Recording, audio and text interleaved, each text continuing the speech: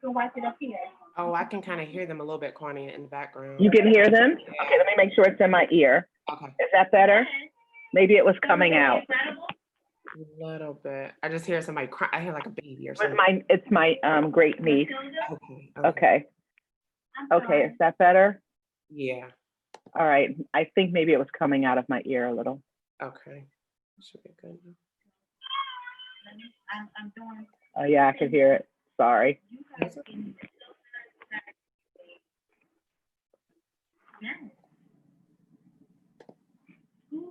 $20.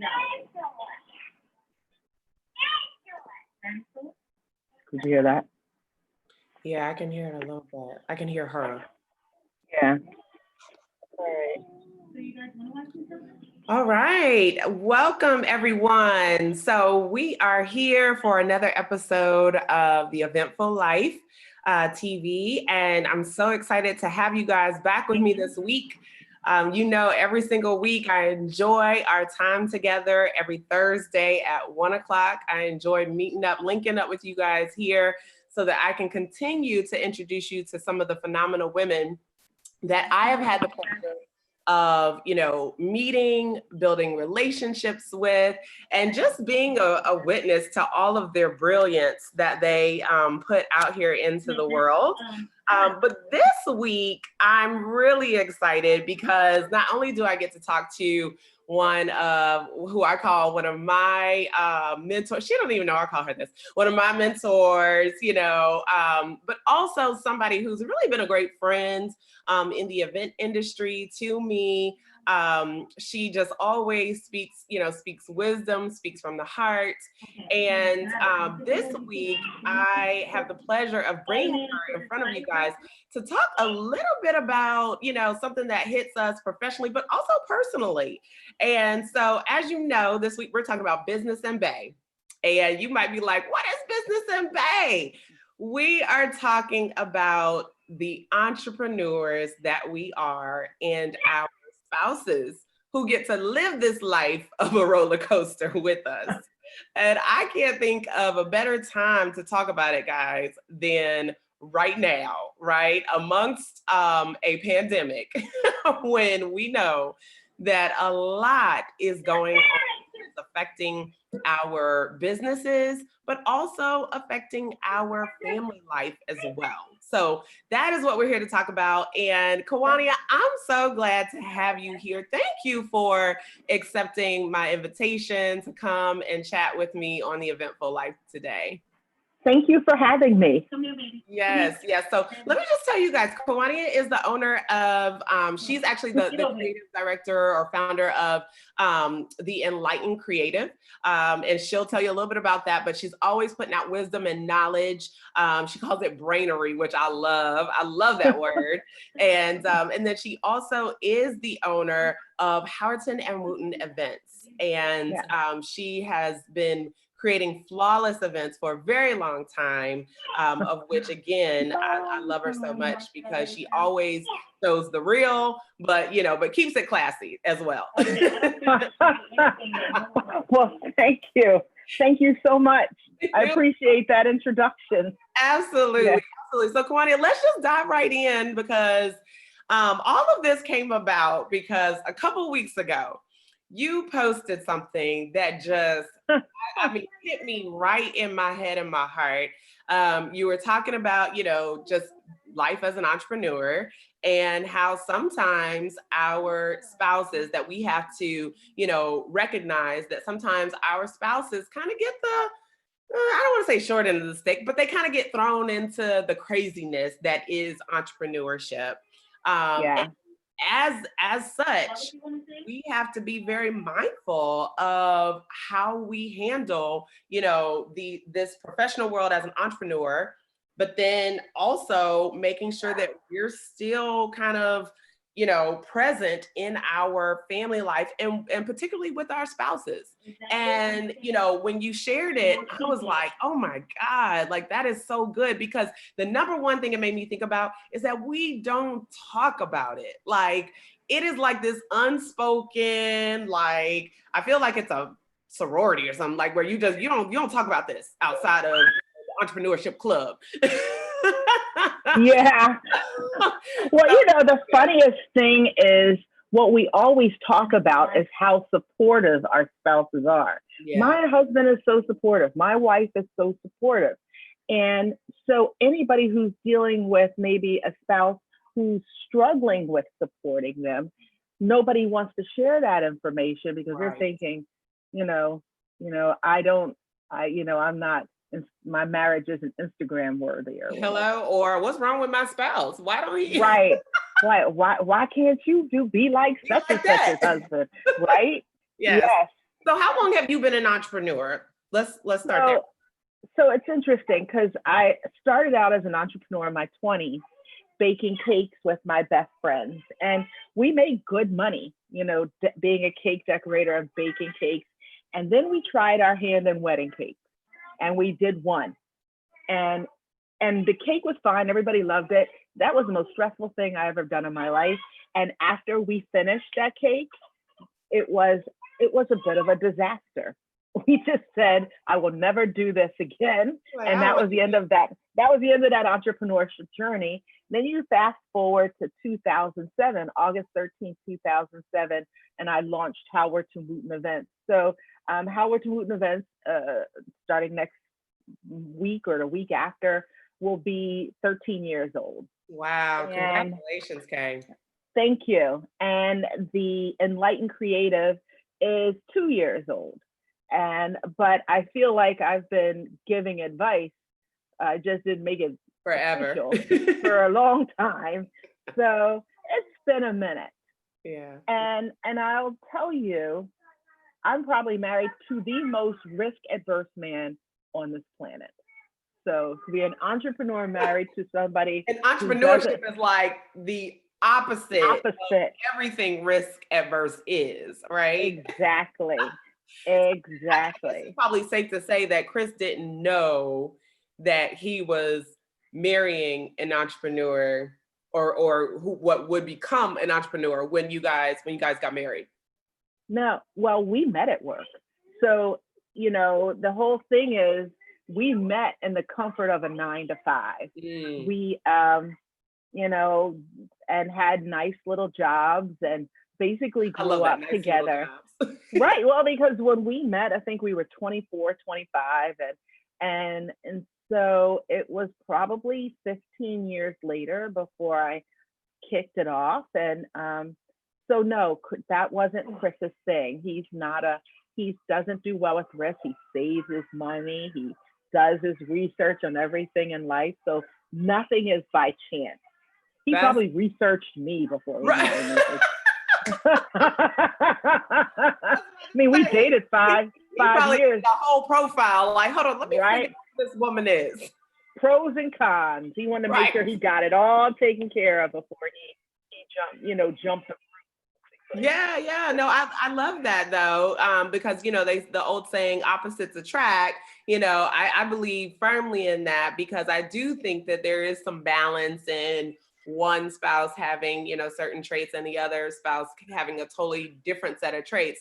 I know even with my husband, he actually is okay with taking a certain amount of risk, calculated risk, I should say. But even still, when I did decide to take the entrepreneurial leap, I had to present this man with a plan, like, so what you doing, how you doing it, or how's it gonna make money? Because you talk about walking away from a whole entire corporate career. So I need to understand. Exactly. So how did that conversation look with you and Chris, when you decided to kind of take that leap?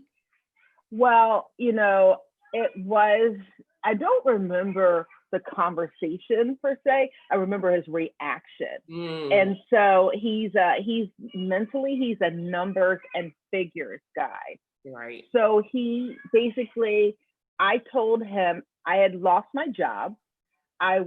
He said I had 4 months to turn over some type of revenue. Wow. And no, 3 months. It was 3 months. Oh, yeah, wow. He's a tough cookie. Yes. Or I had to find something. Right. And I'm not kidding. This is how when you're doing the right thing is, as I mentioned, and this is why I know the date that my business launched, because I was trying so hard. I launched a website. I told everybody. I did everything I could to get the word out there because I knew I needed to. You're like, I'm on a timeline here. So right. We went on a family vacation to Myrtle Beach, and it was the week prior to August 13th. And I knew the week of August 13th was my deadline. And that year, August 13th, 2007, I think was a Monday. I feel pretty confident of that. Oh, wow. And I said to him, you know what, we're doing it. We're going to go on vacation. We were driving back from the vacation. Oh no, we were in Myrtle Beach, and I got a phone call from a subcontractor for the Department of Justice who needed a planner with a CMP certification to start right away on a human trafficking conference, because they needed to get it done before their budget ends, which was, I think, September 30th or October 1st. I think it's something like that. Pretty sure it's that. And so I needed to start right away. So my deadline was that week. That following week, I got a call from someone saying, I need you to start that Monday, August 13th. So look at that. Look at God. Right.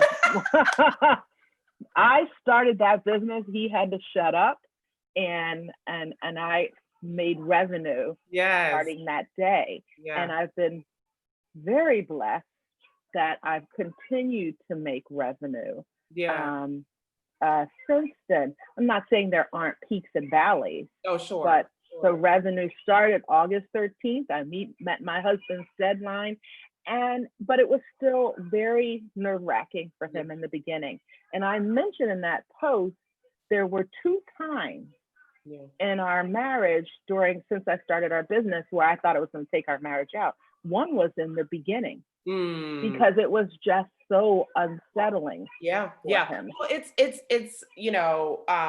entrepreneurship, and I can identify with you, obviously, with this because, again, I had to lay that plan out for my husband in the beginning too. But one of the things that I always struggled with getting him to understand is how revenue comes in to the business, and that it is nothing like a 9-to-5 where you are literally without having to breathe. That a check is going to show up in your account every 2 weeks like clock. Right.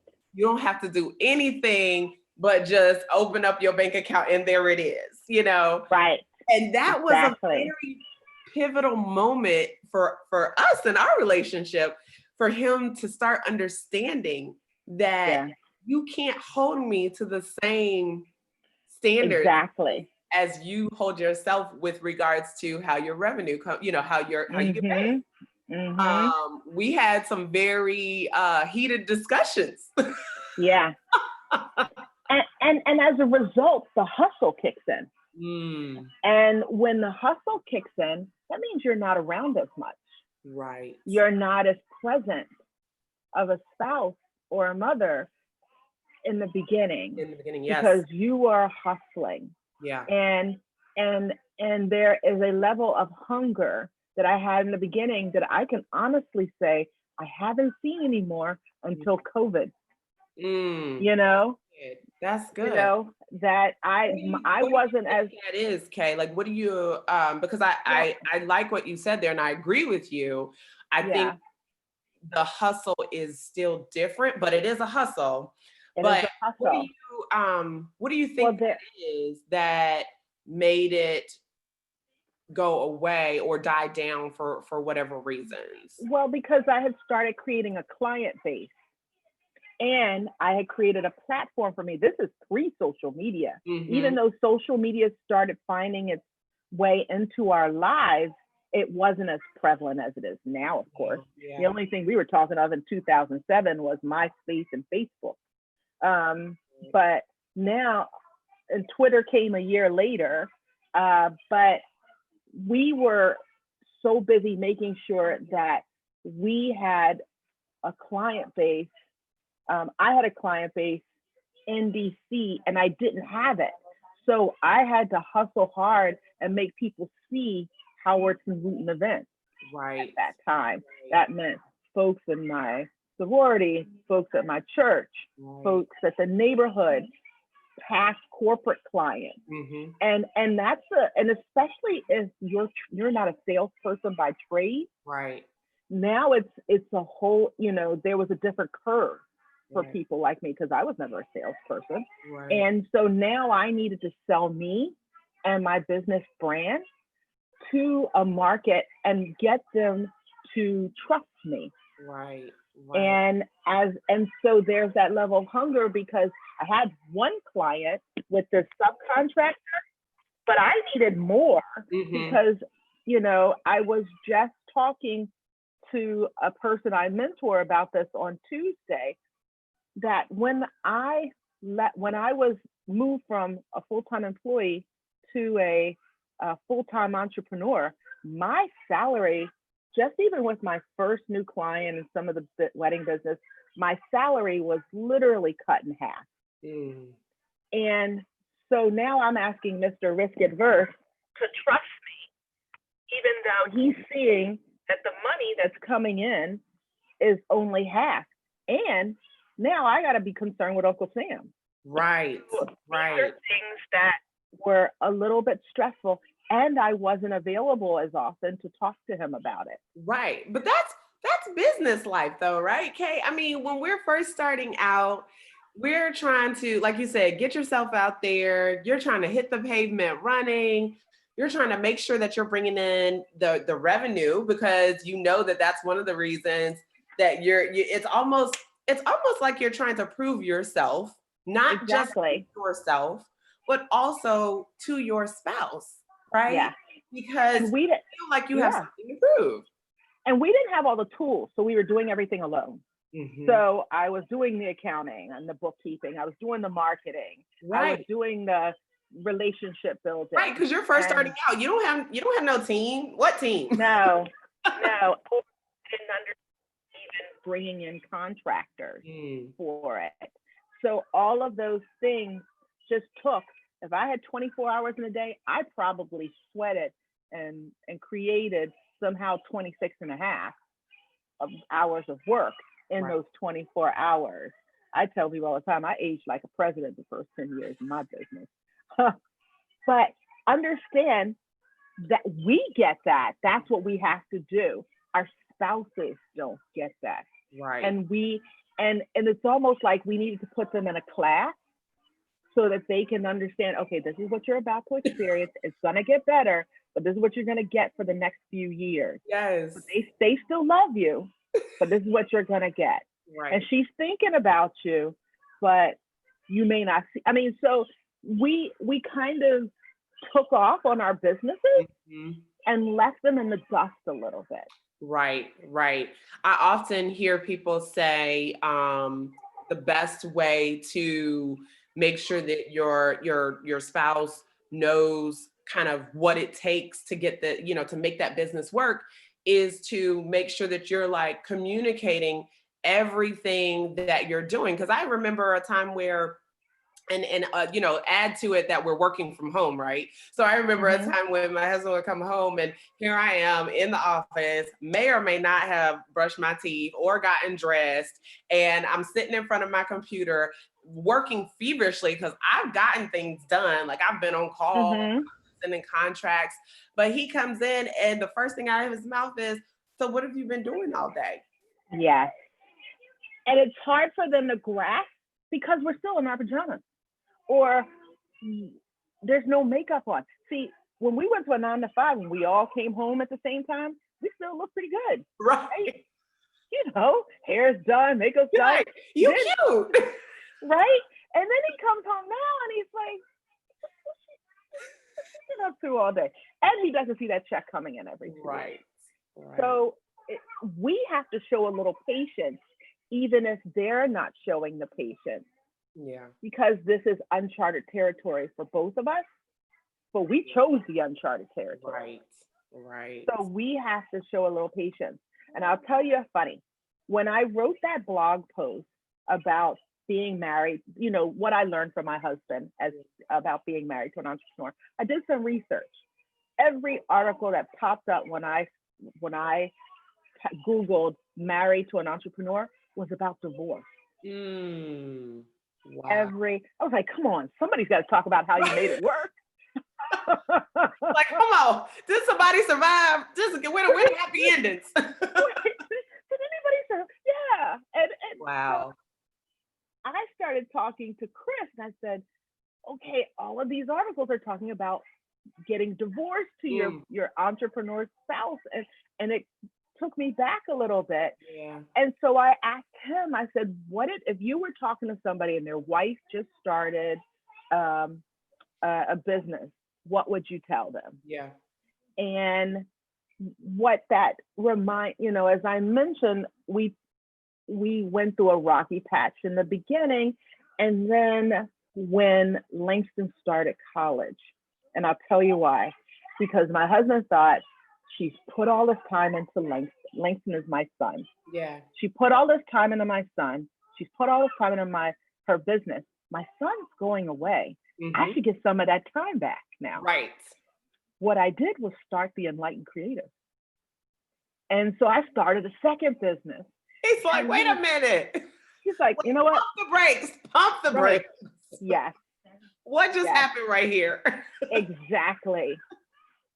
So he's like, I'm thinking I'm about to get all this time because Langston's going to school, but now all that time is being filled with the Enlightened Creative. So he's like, okay, wait.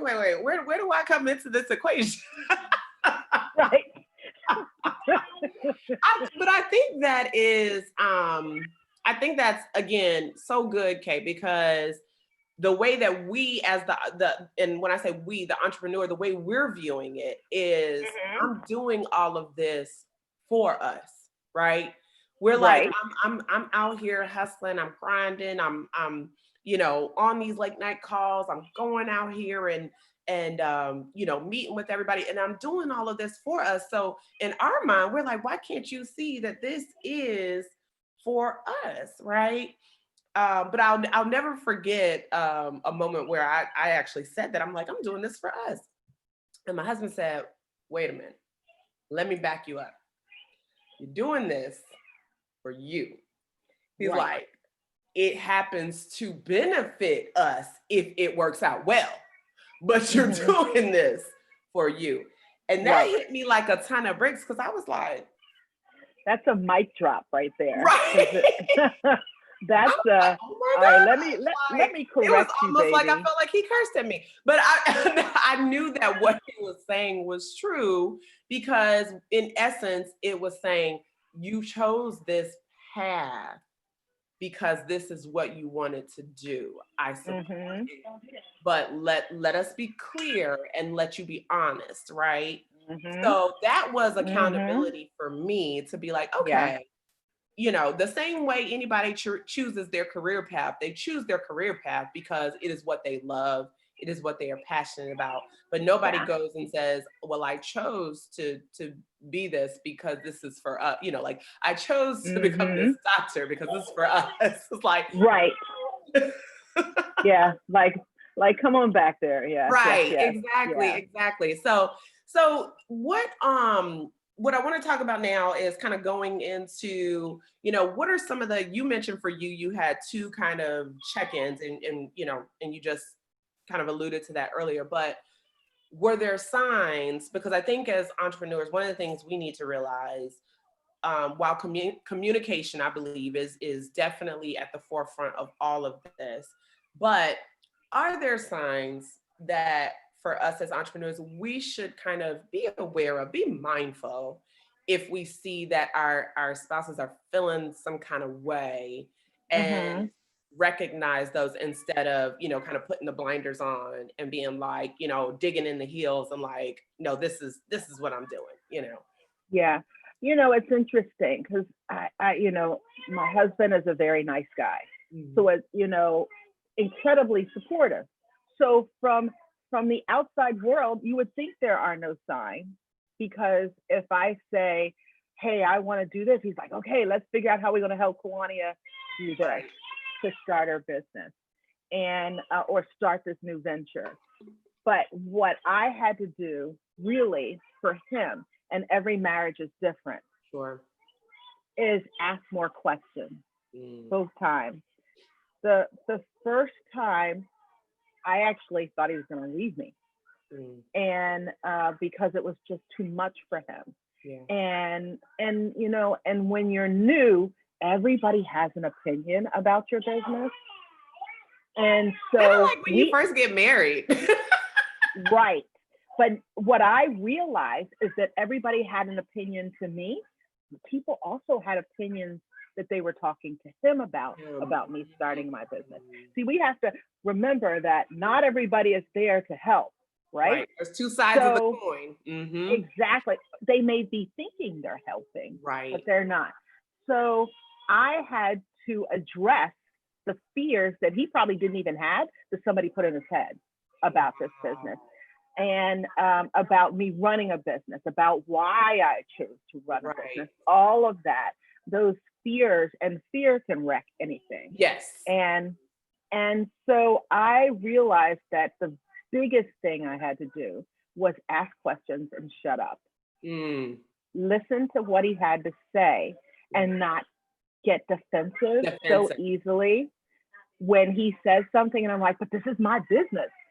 You know, when I got married, now this is my philosophy based on how I was raised. It's God, marriage, child, everything else. And my husband, and this is both situations where we thought, oh Lord, this might be the end. Is that he thought I was going the route of God, Howerton Wooten Events, Chris Langston, and I wish I could say, oh no, that wasn't it. No, there were probably many, many times where the business came before him. Yeah. Or the family. I didn't do it on purpose. It just happened. Yeah. It happened that way. So, but you know, marriage is work. We have to be mindful and intentional in what we do. I'm not saying that I'm perfect or he's perfect. It's just a matter of having these conversations with your spouse, checking in. Yeah. And I'm going to come back to something, but checking in and making sure, are we good? Yeah. Are we good? Is everything all right? I like that you mentioned that. Are we good? Like that's kind of y'all's code for like, do we need to have a further or deeper dialogue, or are we really good? Yeah. You know, and don't give me we right. You know, I need to know for sure. Yeah. What are you feeling? Am I taking care of your needs? Right. You know, and I'm not talking, physical too, but you know, spiritual. All the above. All of it. That agape love that we've been taught about, but all of it. I gotta, make sure I'm covering all bases, and I can't do it if I don't check in. Right. Because from my point of view, everything is great. Yeah. Business is great, family's great, nobody's complaining. Yeah, right. But that's the thing. We got to get past that surface and really ask the questions that we may not even want to hear the answers to. Right. Exactly. That like the real nitty gritty, even if you don't want it, you need to hear it. And I like the fact that you said, ask the questions, but then shut up. Yeah. Because I will say for women entrepreneurs, right? And I'm sorry, ladies, I'm gonna call us out a little bit, but for women entrepreneurs, we will sometimes ask the questions, but then we take over the conversation even once we've asked the question. So exactly. And then we expect our spouse to shut up, to listen to how we've already figured out the problem. Exactly. Like we're gonna ask you the question, but then we're gonna give you the answer too, and like that's not helping. Like my husband says, like, well, you could just leave me out the conversation because you really didn't need me. Yeah. The answer, Yeah. And it's hard because we're fixers. Yeah. Event planners, anyhow, we're natural. I was about to say, our profession, absolutely. Yeah. And so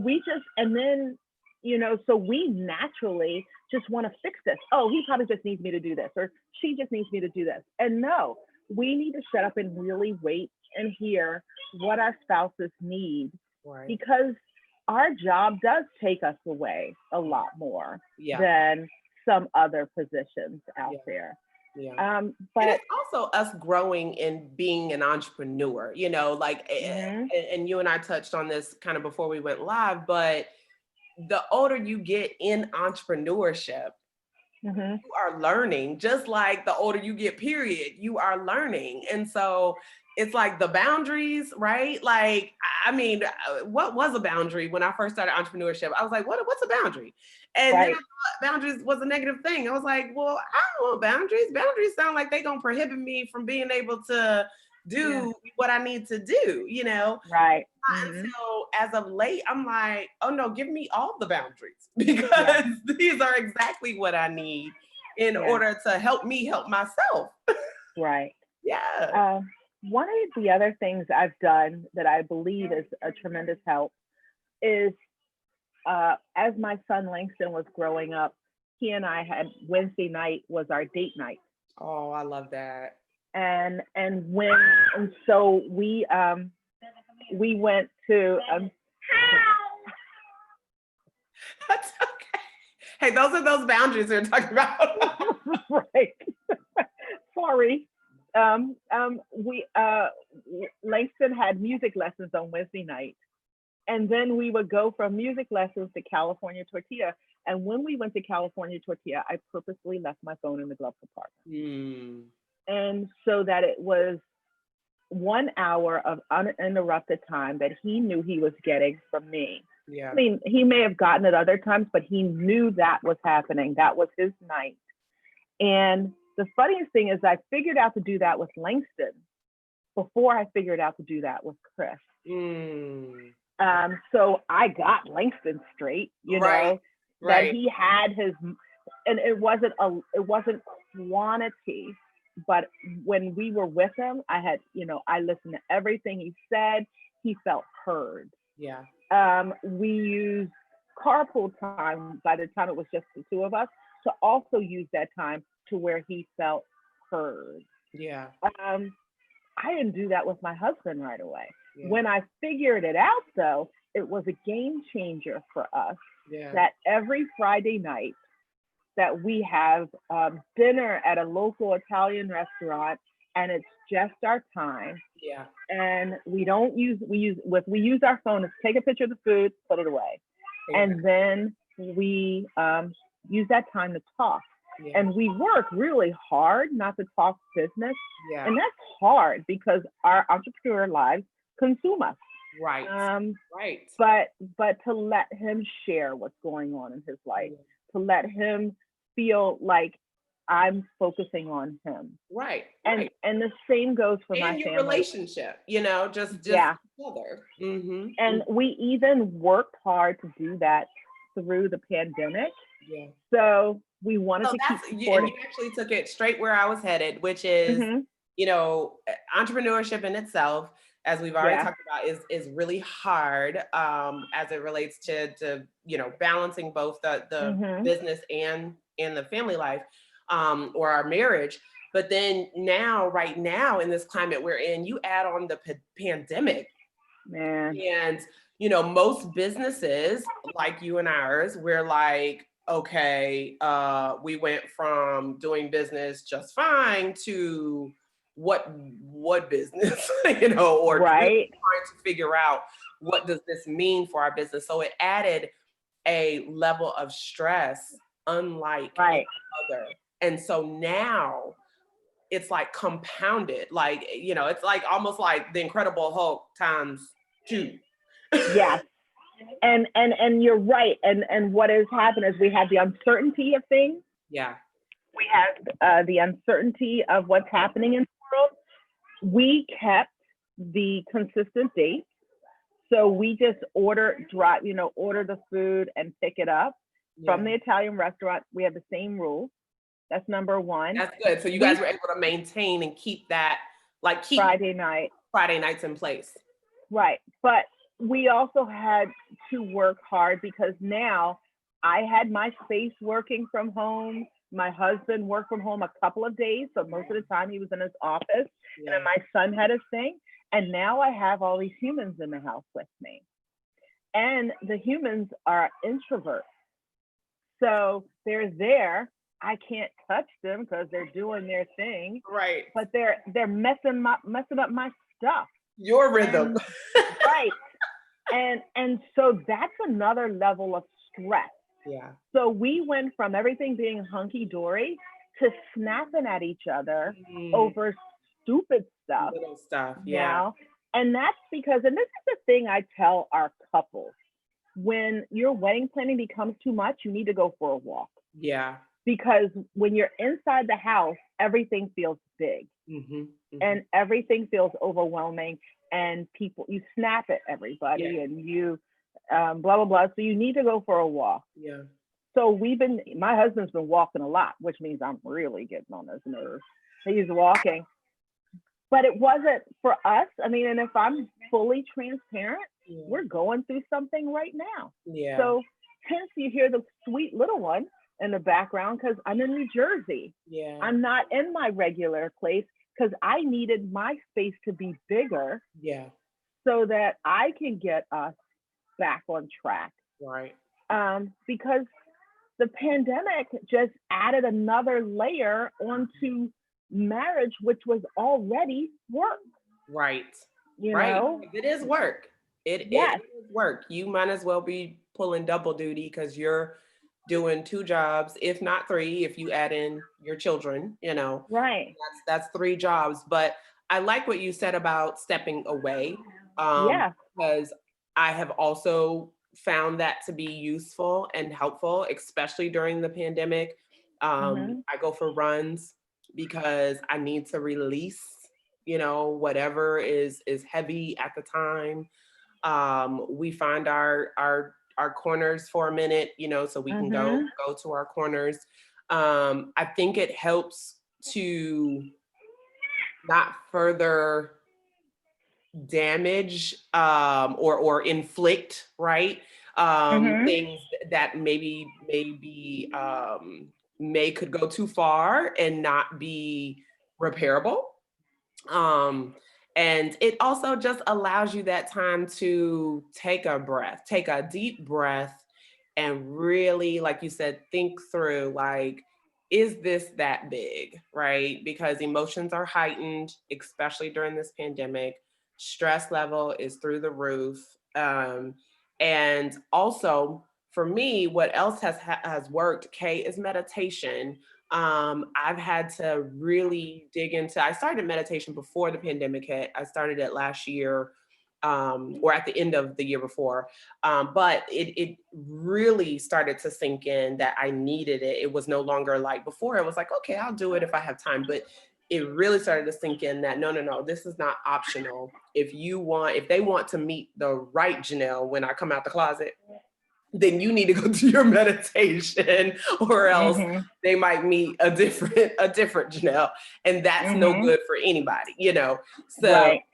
So I like in essence finding what works for you, so that you can keep that peace that we always talk about. Protect your peace, because you even have to protect it even within the 4 walls of your home.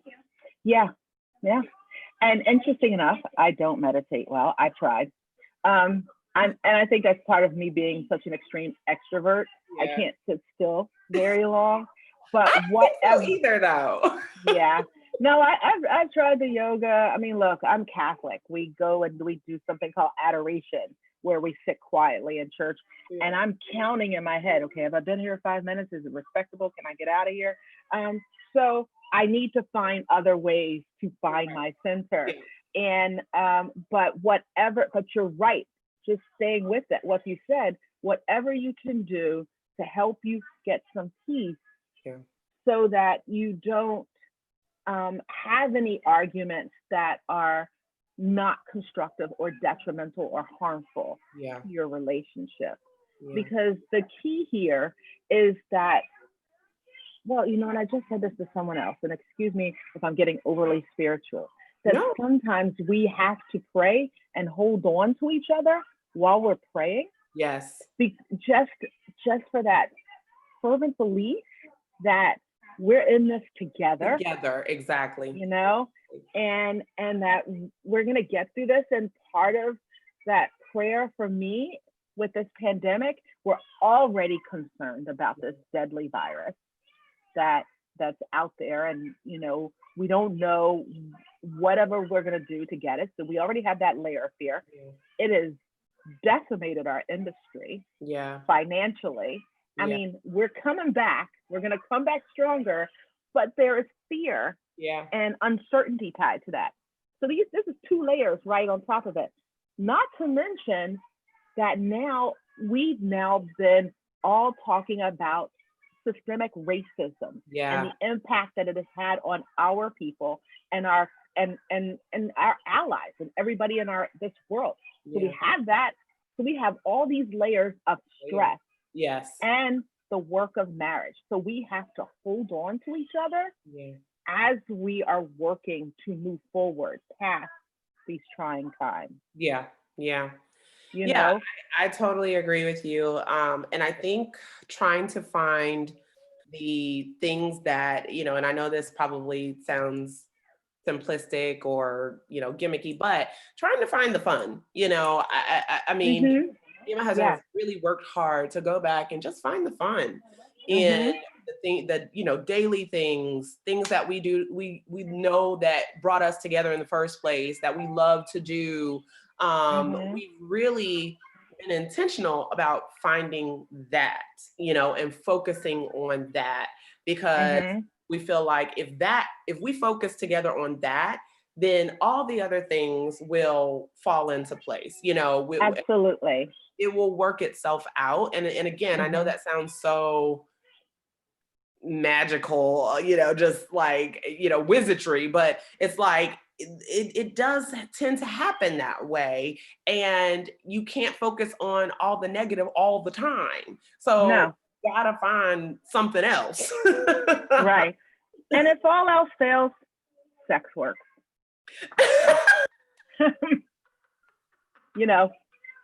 Well, look, that's a mic drop, Kay. Okay, all else fails.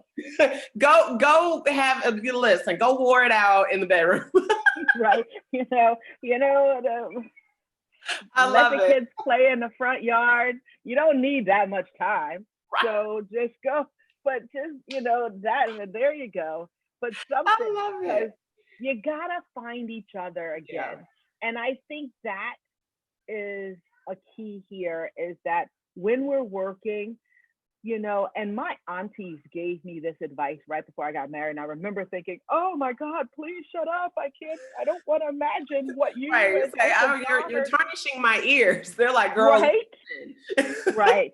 And I remember her telling me that will cut out on the petty arguments and all those things that are annoying you. All of a sudden, you're not feeling as stressed out. Yeah. It's better sometimes than a run. Yeah. And this is your spouse, for God's sake. You're supposed to be doing that. So, if all else fails, come back to. I hope y'all are taking notes, okay? Because if you don't take anything else away today, then you now know that if all else fails, go have sex.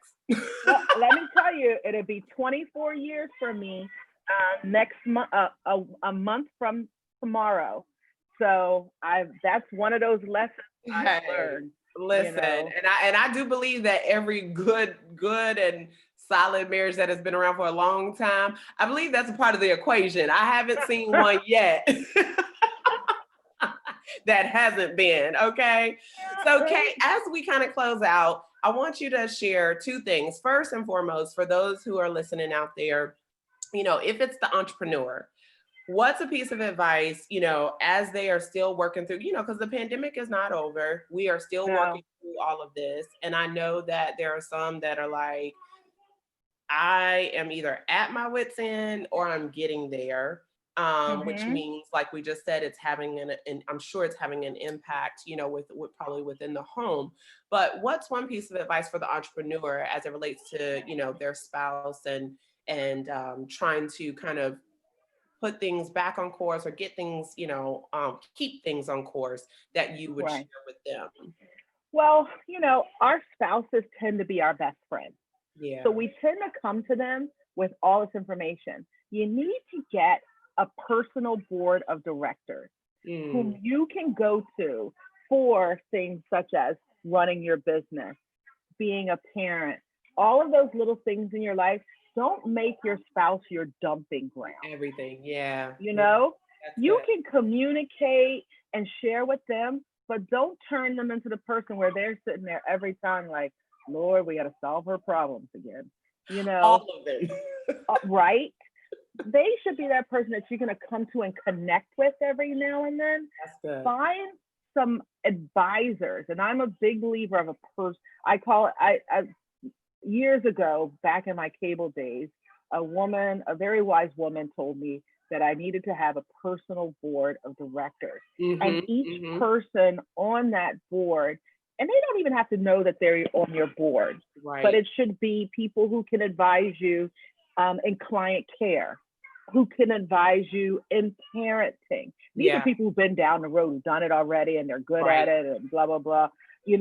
On running a business, on being a woman, on all of those different areas. So you're not dumping all of this on your spouse. So when you have connections with them, when you're having conversations with them, you're connecting. Yes. And it's not you dumping all the time. Right. Those look very different. Right. Yeah. Exactly. So, and then the second one, you have to have boundaries in your entrepreneur life. Yeah. Such as, for example, I do not work on Sunday. And my clients, I do not work on Sunday. And because I need them, and if I do, it's easy work. It's not something where my family can't come talk to me. Right. It's, I want that's family day. Sunday is family day. We cook, we eat dinner, we go to church. Yeah. We, and depending on the season, we probably watching Walking Dead together in the evening. Right. But it's just, that's our ritual that we have that they know and feel comfortable with. Yes. And they know that you're saying you are important enough that I hold this time specifically for you. Like, this is intentional, Right. Yeah. And that's the, and you said something about fun. Yeah. As an entrepreneur, let your family every now and then, if your business comes with some benefits, let your family enjoy some of those benefits. Yeah. Of, like we travel. Lately my husband has been traveling with me. I know, and I love seeing y'all's pictures. Y'all are the cutest. Well, and he's gotten so ingrained. People are like, "Where's Chris Wooten?" Right. I'm the one in the wedding industry. He's the spouse, but he's just chuckling it up with people, like, hey, I'm here.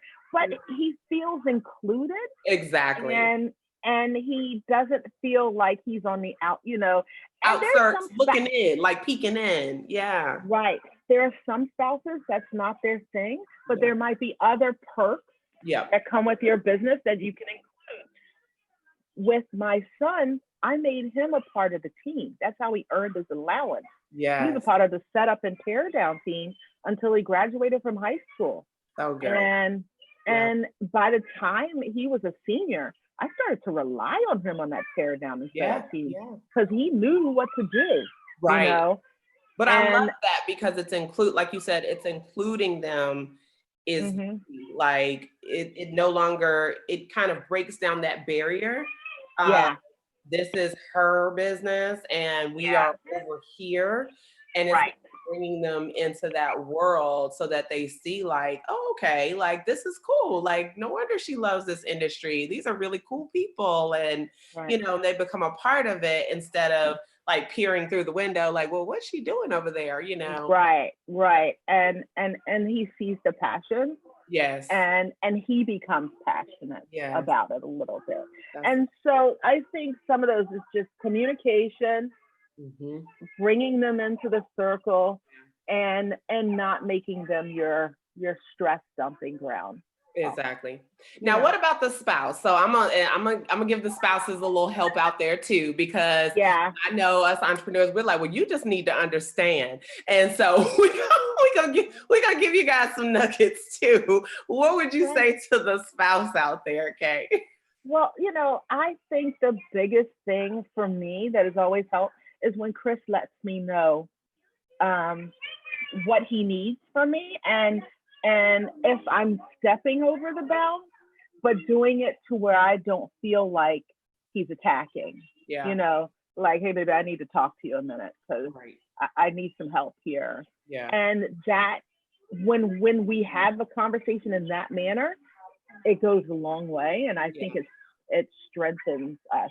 But I mean, I'll tell you, that took work. There were many fights before we got to that point. Absolutely. But it's all in the approach, like you said, and how it is shared in a way that we can receive it, because we do put a lot of work into our business. Like, I'm not gonna make any qualms about that. We put a lot of work into it. And so of course we're going to be very emotionally attached to it when somebody has something to say about it other than what we want to hear.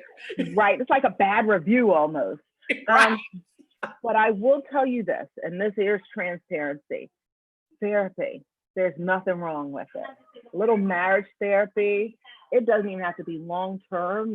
Sometimes your company's EAP will let you, just as somebody else, to have a mediator or an ear where they don't have any ties to the relationship. Like an unbiased. To give you some feedback, because sometimes you need to hear it from somebody outside of the relationship. For you to say, oh, is that how I'm acting? Okay. All right, let me get my act together. And it's hard when it's, you don't want to hear from the spouse. I mean, my husband, I'll tell you, this is always a thing. I can tell him something 5 times.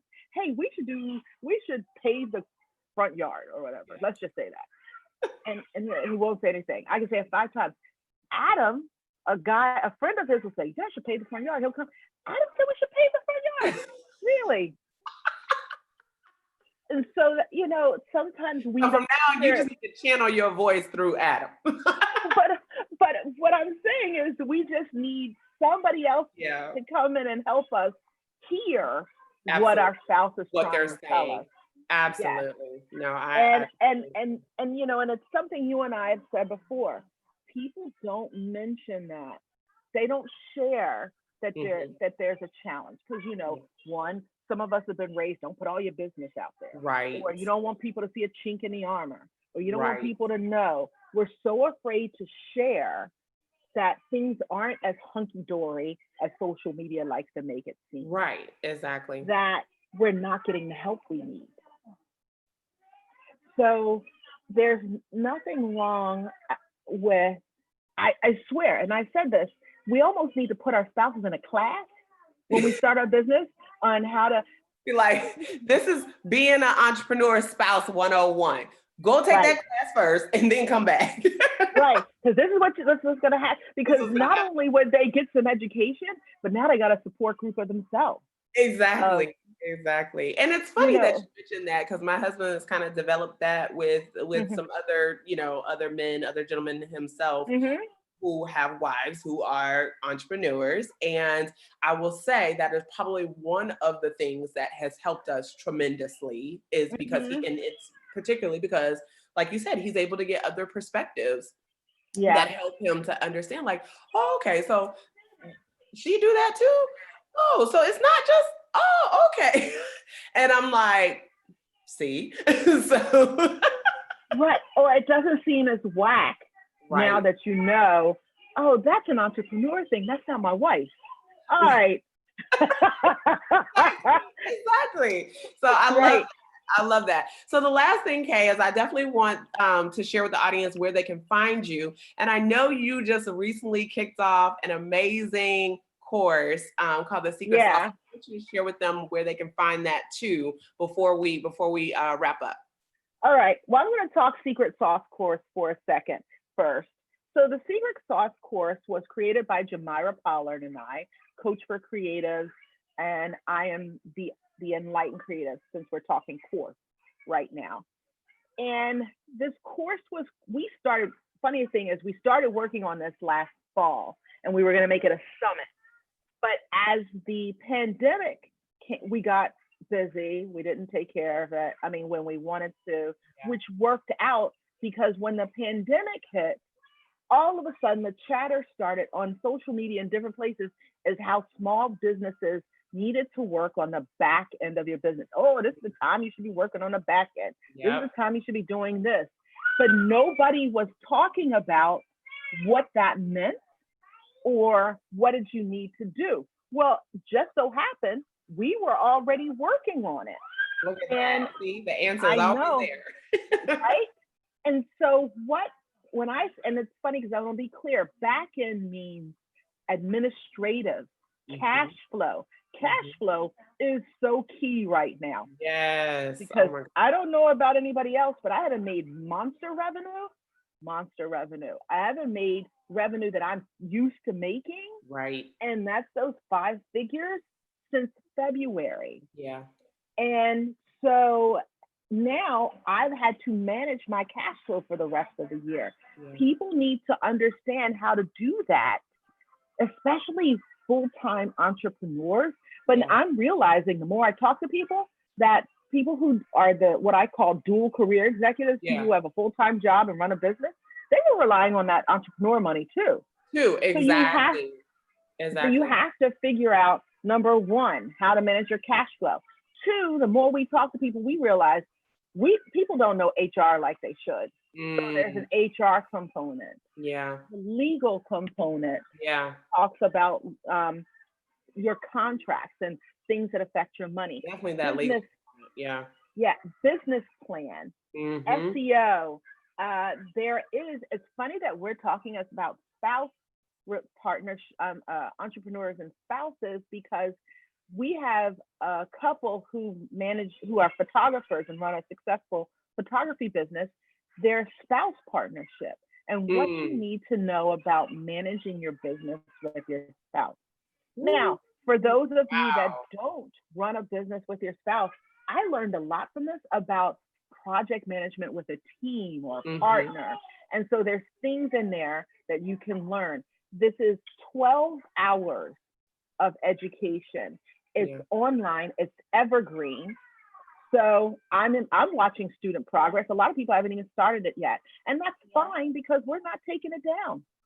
Well, but they need to get started, because this pandemic, if it has not shown us anything else, it has shown us where we are sorely lacking in, and we're holistically unprepared in our business. Like, it's shining all the lights. Right. So you're right. Now I hear myself. I'm going on and on. Let me wrap it up here. So it's the Secret Sauce course. You can go to secretsaucecourse.com. There are 18 educators involved in this. There are 9 video we added 2 bonus presentations this week. So there are 11 video presentations. Nice. There are 7 coffee chats. And this is like those pick your brains that you're always asking from the big people. You're actually getting that now. Audio, and the beauty of audio, you can listen to it while you're driving, while you're washing the dishes, while you're going for your walks away from your spouse in the morning. And then we have 2 in-depth topic-focused discussions in there. So it adds up. It's probably more than 12 hours now, but it's 12 hours right now of education that deals specifically with growing the back end of your business. That's awesome. Just about everybody has promo codes out there, but I'll make sure we have one called the plan. We'll just say Planner Suite. Yeah. We'll definitely get one out there. And they'll get money off on their course registration. Again, it's evergreen, so you can start now, come back to it next week, but you can't. 12 hours of education is the equivalent, of really like. You can't find that anywhere right now that has not right now that robust and gives you all the back end stuff. So I'm excited that you guys put this out here, because I do think the timing is everything. Again, if there's anything that should be on your mind right now, it is most certainly how to strengthen the core of your business moving forward, because we all need that right now. The pandemic has shown us that. Right. And I will tell you, and it's funny you mentioned pandemic, one of the video presentations is Jamie with Marigold and Gray. I love Jamie. Talks about, me too, she talks about surviving disaster. And this is nothing else. This is a disaster right now. So just how you gotta how to build your business and push past it and grow. So anyhow, so that is the secret sauce course. You can, if you miss secretsauce.com, secretsaucecourse.com, you can head to my Instagram, The Enlightened Creative. The link on my profile will take you directly to the course.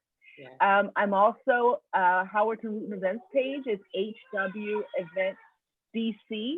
The link on that profile will take you to the Secret Sauce course too. But it's out there, and it's really reasonable.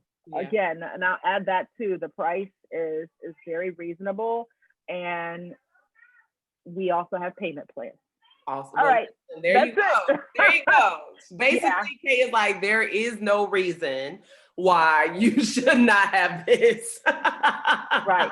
So thank you so much, Kay. Thank you guys for joining us for another episode. I hope you enjoyed it, and I hope you took some nuggets away from my entrepreneurs out there. Listen, we just gave you a whole lot to hopefully go and use in those marriages, in those relationships. Because again, as Kay said, it is work. It is work, guys. And I hope that this will encourage more of us to share from an authentic space, not to air your dirty laundry, but just to share about things that you are experiencing, because, look at that cutie. Okay, how you gonna do us like that before we close out? So this is my great niece, 7, and she's been dying to say hi. Hi. Oh, I love it. I love it. So yes, take care of those businesses, but also take care of your family, because your family is why you're doing what you're doing. And so you want to be able to, to share that with them and share all the good and the bad, but learn and grow from it. So thank you guys for tuning in. We appreciate you so much. We'll be back here next week again at 8:00. And just remember, to the ladies out there, you can have it all, but it's on your times and your term. Okay. Until then, guys, have a great week. Stay safe, and we'll see you here again real soon. Thank you. Thank you.